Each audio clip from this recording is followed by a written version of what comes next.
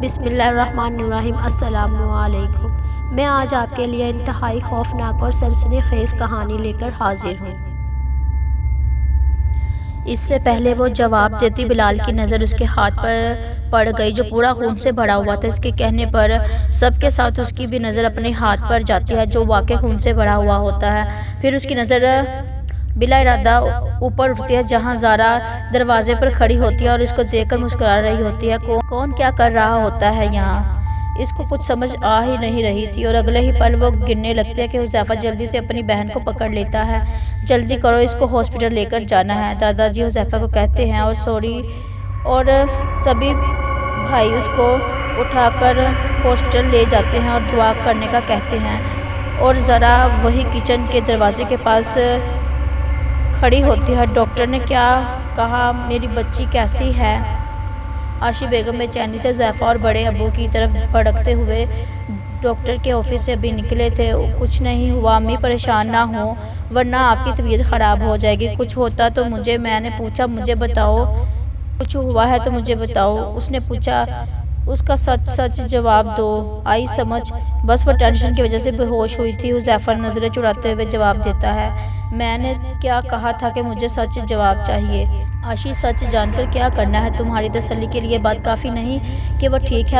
अब थोड़ी देर तक उसको रूम में शिफ्ट कर दिया जाएगा, फिर तुम उससे मिल लेना। नहीं, ये बात मेरी तसल्ली के लिए काफ़ी नहीं, मुझे जानना है। तो फिर सुनो, वो दर्द और खौफ की वजह से बेहोश हुई है और इसके हाथ पर खून इसलिए था क्योंकि इसके सीधे हाथ के बड़े अब्बू। बस करें प्लीज़, आप देख नहीं रहे कि अम्मी की तबीयत सही नहीं है? फिर भी आप। नहीं, मैं ठीक हूँ, मुझे बस अपनी बच्ची के पास जाना है। अच्छा अम्मी जान, उसको होश आएगा फिर आप मिल लीजिएगा।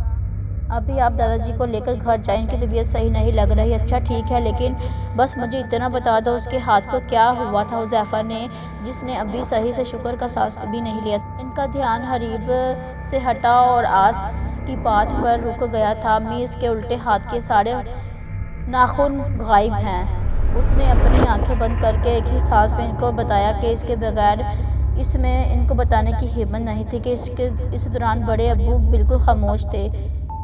क्या? उन्होंने बड़ी मुश्किल से अपनी चीख को रोका जबकि आंसू इनकी आंखों से मज़ीद रवां हो रहे थे। मगर ये कैसे हो सकता है अम्मी? मुझे पता नहीं।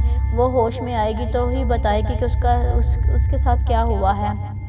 अब सबको बस हरीब के होश में आने का इंतज़ार था। क्या बात ही तेरी ज़ारा, क्या नशा कर रही हो जो इतना सो रही हो? शर्म करो, यहाँ तुम मज़े से सो रही हो, वहाँ तुम्हारे लिए घर में सब परेशान होंगे। आज आने दो जैन साहब को। एक तो खाना दिन में एक बार दिया, दूसरा मुझे यहाँ बिला वजह कैद कर दिया है और सोने पर सुहागा मुझे मेरे भाई की धमकी दे रहे हैं। हमेशा की तरह वो कमरे में यहाँ से वहाँ चक्कर लगाते हुए खुद से बातें करने में मसरूफ़ थी। एकदम जैन को सोफे पर बैठा देखकर चौंक गई। आज इसने अपनी आंखों के रंग की टी शर्ट और ग्रे रंग की ही पैंट पहनी रखी थी जो इस पर काफ़ी जच रही थी। आज तो ये बात साबित हुई। जैन बहुत बड़ी दिलचस्पी से इसको देख रहा था, जिस पर नीले रंग का फ्राक बहुत अच्छा लग रहा था। इसके बाल जोड़े में बंधे थे। कमरे में यहाँ से वहाँ जाने और गुस्से से इसकी छोटी सी नाक लाल हो गई थी। चेहरा भी लाल लाल था। ज़ारा की आवाज़ से वो होश में आया। क्या बात है? यही कि आप जिन हो, एकदम से पता नहीं कहाँ से टपक पड़ते हो। मैं कोई पानी हूँ जो टपकूँ? और रही बात जिन की, तो वो भी नहीं टपकते। बात तुम्हारी इस छोटे से दिमाग की नहीं है, जैन ने इसके सर पर उंगलियों से दस्तक देने के अंदाज में कहा। ओए डरपोक, अपना हथौड़ा इतनी ज़ोर से ना लगाओ। आपको मसला क्या है? कभी मुझे जिन बना देती हो, कभी मेरे हाथ को हथौड़ा। आप एक ही बार में क्यों नहीं फ़ैसला कर लेती कि मैं क्या हूँ? मुझे मसला ये है कि मुझे अपने घर जाना है। आखिर मुझे यहाँ कैद रखने की कोई वजह तो बताओ, मेरा कसूर क्या है? एकदम ऊंची आवाज़ से कहते हुए आखिर वो रोने लगी। जैन को इसका रोना अच्छा नहीं लग रहा था। उसको तो वो बस लड़ते हुए अच्छी लगती है। ये उसकी नाक गुस्से से लाल हो जाती है। उस वक़्त उसका दिल करता है कि ज़ोर से उसकी नाक दबाए, लेकिन उसका रोना उसे तकलीफ़ दे रहा था। अच्छा पहले रोना बंद करो, फिर आपके सवाल का जवाब दूंगा। मैं तो नहीं रो रही। वो जल्दी से अपनी हथेली से अपने आंसू साफ करते हुए कहती है। उसके ऐसा करने से वो इतनी मासूम लगती है कि जैन का दिल करता है कि इसको अपने दिल में छुपा ले, जहाँ वो सारे तकलीफ़ों दुखों से महफूज रहे। लेकिन अब वो कुछ नहीं कर सकता था। इसके दिल पर जबर करते हुए कहता है, आपको थोड़ा अरसा यहाँ रहना होगा, उसके बाद आप यहाँ से जा सकती हैं हमेशा के लिए। आखिरी बात वो दिल में कहता है। अच्छा सुनिए, जैन जो जाने लगता है उसके सवाल पर मुड़े बगैर कहता है, जी आप मुझे 2 वक्त खाना दें। वो सिर्फ सर इस बात में हिलाते हुए जवाब देता है और जल्दी से बाहर निकल जाता है। उसको डर लगता है कि अगर वो मज़ीद इसके पास रुका तो उसका दिल बगावत पर उतर आएगा। मुझे जल्द से जल्द इस काम को ख़त्म करना होगा, दिल में सोचते हुए जल्दी से हवेली से बाहर निकल जाता है। आपने वो क्या कहा? मैंने कहा था क्योंकि इसके बगैर आपका कोई काम मुकम्मल नहीं होगा। क्या तुम्हें मुझ पर यकीन नहीं है? ज़रा भी नहीं। चलो कोई नहीं, तुम्हारे काम कल मुकम्मल हो जाएगा। मेरा कब होगा? जब मेरा काम मुकम्मल हो जाएगा तो मैं तुम्हें बता दूंगा।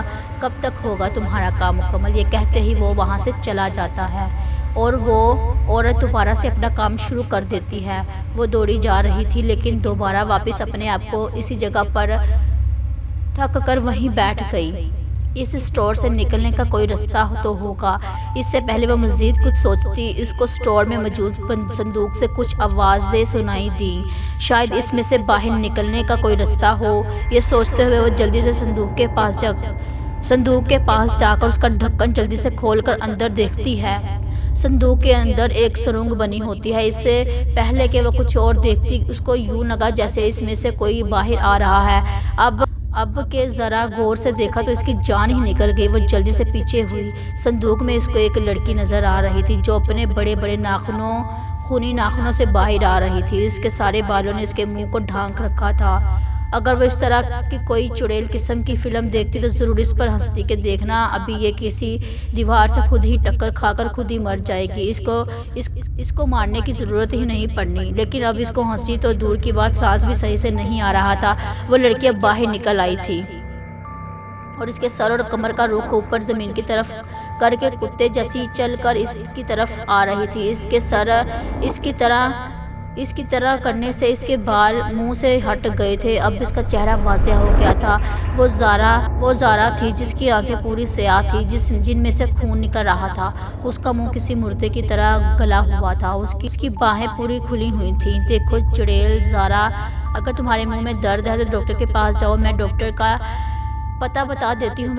वैसे डॉक्टर में अलिफ बे आता भी नहीं है, लेकिन वो फिर भी इसकी तरफ बढ़ रही थी। मतलब तुम्हें मेरा मशवरा पसंद नहीं है?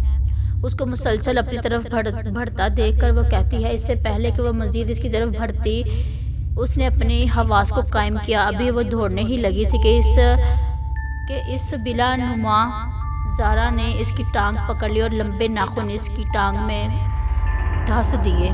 दर्द इतना था कि इससे चीखा भी नहीं जा रहा था। अब के इसने अपने दूसरे हाथ के नाखून भी इसकी दूसरी टांग में गड़ दिए।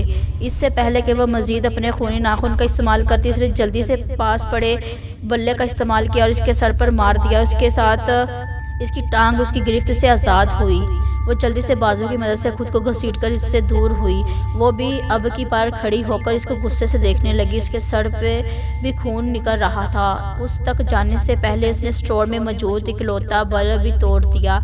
अब हर तरफ अंधेरा ही अंधेरा था। हाँ, लेकिन उसका साया नज़र आ रहा था। डर की वजह से उसने अपनी आंखें बंद कर लीं और अब तो ना इसमें दौड़ने की हिम्मत थी और ना ही चीखने की। एकदम इस बला की चीख से इसने आंखें खोल ली, लेकिन उसको समझ नहीं आया कि क्या हुआ है। इस आवाज़ के खामोश होते ही फिर से उस बला के चीखने की आवाज़ आती है और वो बला धुआं बनकर दोबारा उस संदूक में चली जाती है। संदूक का ढक्कन खुद ब खुद बंद हो जाता है। वो जो अभी तक ये समझ रही होती है ये आवाज़ें, उसका वहम उस बला के जाते ही उसकी नज़र उस तरफ जाती है जिनके आने से कमरे में अजीब सी सुकून देने वाली रोशनी हो गई थी। जैन के जाते ही वो बाथरूम में फ्रेश होने चली गई। अब की बार वो ग्रे और काले रंग की शलवार कमीज पहनती है। बाल को टॉवल में लपेटकर बाहर निकल कर आती है। अपनी सोचों में गुम वो ये नहीं देखती कि जैन भी कमरे में मौजूद है। जैन जो इसके लिए खाना लेकर आता है तो इसके कमरे में वो नज़र नहीं आती। बाथरूम से पानी गिरने की आवाज़ आ रही होती है। वह समझ जाता है कि वो बाथरूम में है और इसके बाहर निकलने का इंतज़ार कर रहा होता है कि उसको बाहर आता देखता है। उसको वो बहुत उलझी और उदास लगती है, पता नहीं क्यों, लेकिन उसको इसकी खामोशी और उदासी अच्छी नहीं लगती। अपनी मौजूदगी का एहसास करवाने के लिए वो अपना गला खनारता है। वो घर वालों के बारे में सोच रही होती है कि किसी की खनखार से होश में आती है तो देखती है कि जैन इसी की तरफ देख रहा है। यकदम उसको एहसास हुआ कि वह दुपट्टे के बगैर ही जल्दी से इसने अपना दुपट्टा बेड से पकड़ लेती है। इस जल्दी के चक्कर में उसका टॉवल उसके सर से उतर जाता है। ये आपके माथे पर क्या हुआ है? जैन जो उसकी हड़बड़ाहट को देखता है तो नज़रों का रुख बदल देता है, लेकिन उसकी आवाज़ सुनकर दोबारा उसकी तरफ देखता है जिसने अपना हाथ सर पर रखा हुआ था। जैन उसका हाथ उसके माथे से हटाता है तो उसकी नज़र उसके माथे पर पड़ती है जहाँ गहरे नील पड़े हुए थे। दादी आप यहाँ कैसे? आप तो इससे आगे उससे बात पूरी नहीं हुई। उसकी दादी उसे कहती है, हाँ मुझे अब पता चल गया है, मैं तुम्हारी मदद के लिए आई हूँ। हाँ मेरे से कोई बात ना पूछना, हाँ मैं इधर तुम्हारी मदद के लिए आई हूँ, मेरे पास टाइम कम है, ज़्यादा वक्त नहीं है। हाँ बेटा, मैं ये बात ना पूछी कि मैं यहाँ कैसे हूँ, जो काम की बात है वही करूँगी, मेरे पास ज़्यादा वक्त नहीं है। सवाल तो बहुत है दिमाग में, लेकिन फिर भी इसने सर असबात में हिलाया। बेटा ये जगह अच्छी नहीं है। नहीं दादी, मुझे बिल्कुल अंदाज़ा नहीं कि मैं कहाँ हूँ। अब गौर से मेरी बात सुनो, ये हवेली है जो हमारे घर के पीछे की तरफ है, उसका मतलब मैं उस पुरस्कार हवेली के स्टोर में हूँ। मगर ये कैसे हो सकता है? हाँ इधर ही हो तुम। कब और कैसे? जैसे चक्रों में ना जाना। अब मैं जो तुम्हें बात कहने लगी हूँ इसको गौर से सुनना और इस पर अमल करना।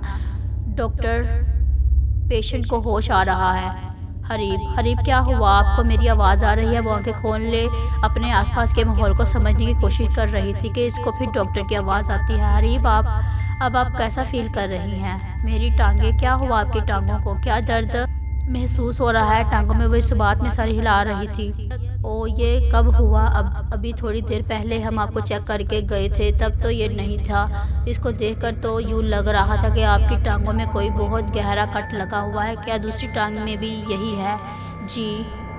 ओ माय गॉड, ये तो ख़राब हो रहा है, उसका तो फ़ौरन ऑपरेशन करना पड़ेगा। डॉक्टर उसकी टांग देकर कहता है जिसमें ज़ख्म के पास का हिस्सा काला काला हुआ होता है।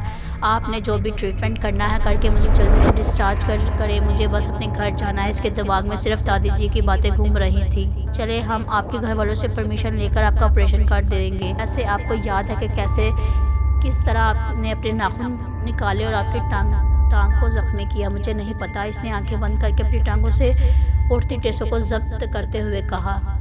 बाहर जाकर डॉक्टर ने आबा की बार सिर्फ बड़े अबू को अंदर बुलाकर सारी बात बताई और ऑपरेशन की परमिशन मिलते ही इसकी तैयारी में लग गई। उसी दौरान किस तरह बड़े अबू ने यह बात बाहर सबको बताकर किस तरह आशी बेगम को संभाला ये वही जानते थे। कुछ नहीं हुआ, बस नहाते हुए पाँव मुड़ गए थे। तो I hope you like this video. Please like, share and subscribe to my channel and don't forget the press bell icon.